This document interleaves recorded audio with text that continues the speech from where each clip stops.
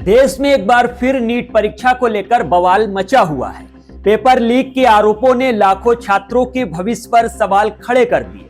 कहीं दोबारा परीक्षा कराने की मांग उठ रही है तो कहीं जिम्मेदार मंत्री इस पूरे मामले को हल्के में लेते नजर आ रहे हैं। सरकारें खामोश हैं, लेकिन उन छात्रों और उनके परिवारों का दर्द कौन समझेगा जिन्होंने दिन रात मेहनत करके अपने सपनों को संजोया था।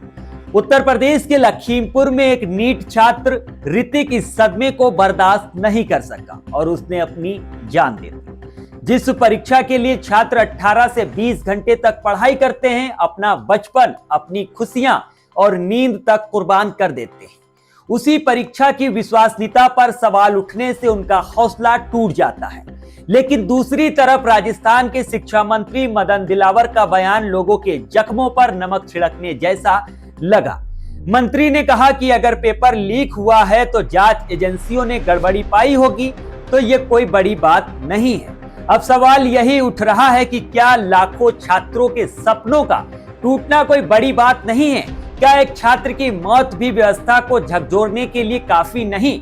ये बयान उस परिवार को सुनाइए जिसने अपना बेटा खो दिया, उस मां को सुनाइए जिसने अपने बच्चे को डॉक्टर बनने का सपना देखा था।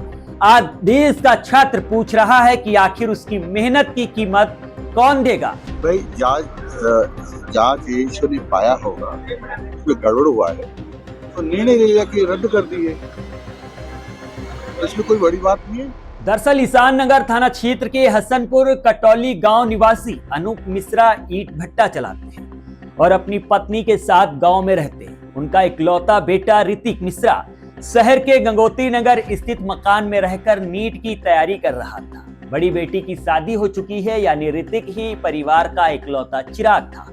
परिजनों के मुताबिक हाल ही में ऋतिक ने नीट परीक्षा दी थी और पेपर अच्छा हो गया था।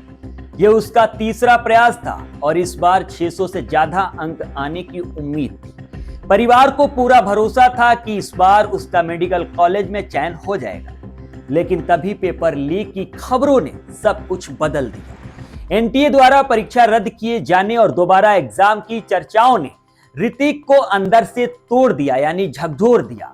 परिवार का कहना है कि ऋतिक बार बार यही सवाल कर रहा था, इतनी मेहनत के बाद अब सिर्फ 1 महीने में दोबारा तैयारी कैसे होगी? क्या लाखों छात्रों की मेहनत की कोई कीमत नहीं है? क्या हर बार पेपर लीक होने की सजा सिर्फ छात्रों को ही मिलेगी?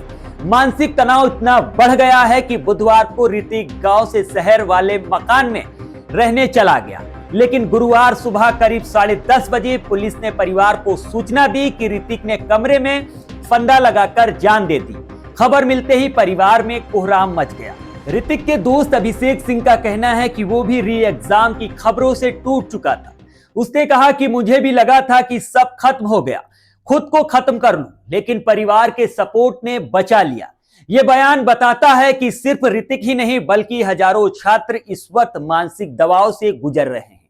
चाचा अतुल मिश्रा ने खराब परीक्षा व्यवस्था को जिम्मेदार ठहराते हुए कहा कि ऋतिक पढ़ाई में बेहद होनहार था और दिन में 12-12 घंटे मेहनत करता था। उसने कानपुर में आकाश इंस्टीट्यूट से कोचिंग भी की थी, लेकिन खराब एग्जामिनेशन सिस्टम ने उसके सपनों के साथ साथ उनकी जिंदगी भी छीन ली।